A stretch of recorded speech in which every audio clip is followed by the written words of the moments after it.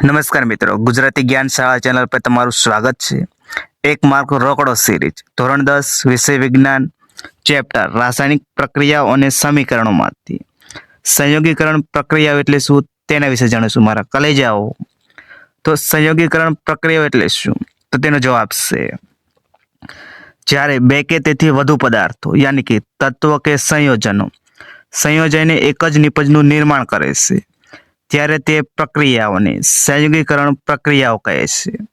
તો ફરીવાર રિપીટ કરું છું મારા કલેજાઓ, સંયોગીકરણ પ્રક્રિયાઓ એટલે શું? તો તેનો જવાબ છે જ્યારે બે કે તેથી વધુ પદાર્થો યાની કે તત્વો કે સંયોજનો સંયોજાઈને એક જ નિપજનું નિર્માણ કરે છે ત્યારે તે પ્રક્રિયાઓને સંયોગીકરણ પ્રક્રિયાઓ કહે છે।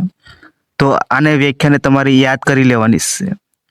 તો વિડીયો તમને સારો લાગે તો લાઈક કરી દેજો, શેર કરી દેજો અને આ ચેનલ પર નવા હોય તો ચેનલને સબસ્ક્રાઈબ કરવાનું ન ભૂલતા મારા કલેજાઓ। તો વિડીયો જોવા માટે થેન્ક યુ સો મચ।